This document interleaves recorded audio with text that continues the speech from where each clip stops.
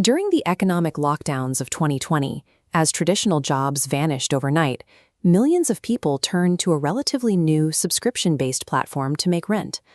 One group of sociologists views this shift as a victory for sex workers. In this empowerment paradigm, the platform is seen as a shield against physical street violence, removing the need for intermediary pimps and granting creators total autonomy over their business. Other researchers argue from an oppression paradigm, suggesting the platform is a digital rebranding of historical exploitation, one that relies on the same commodification of bodies that has always fueled the industry. These two opposing perspectives, complete liberation versus total victimization, have dominated the public conversation, forcing a complex issue into a rigid black-and-white debate. Focusing on these two ideological poles can obscure the lived reality of the people navigating them. Framing the site through one single theory risks overlooking the day-to-day mechanisms of the work itself. To accurately judge the platform, we have to look past theoretical debates and analyze the specific, daily occupational hazards faced by its digital laborers. Success on the platform requires running a continuous one-person production studio. Creators spend hours on physical preparation and aesthetic curation, while constantly editing their content to maintain a specific digital narrative.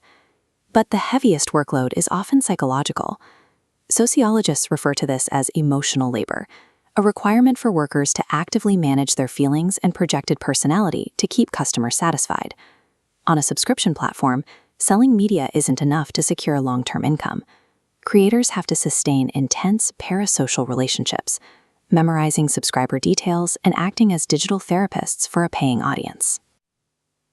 Faking this level of intimacy day after day leads to severe psychological exhaustion, as creators are forced to manufacture personal connections to ensure subscriber retention. This continuous psychological performance functions as the actual commodity being sold, proving more critical to the business model than the explicit imagery alone.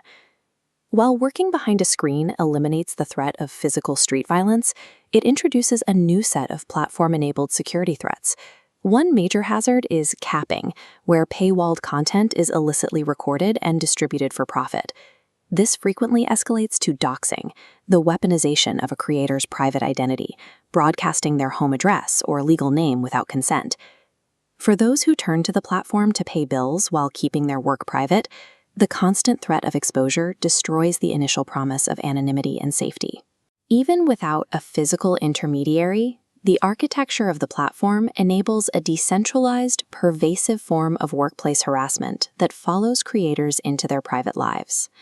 If the daily reality involves intense emotional exhaustion and constant privacy threats, does that prove the oppression paradigm is correct?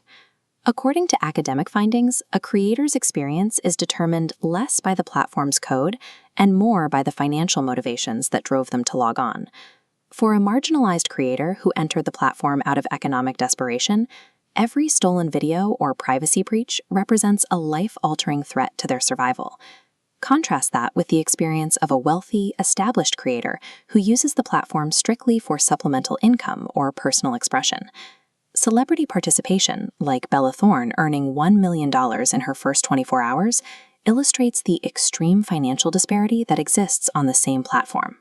A privacy breach might function as a manageable PR issue for a celebrity, but for a marginalized creator, that same event can be a life-destroying disaster.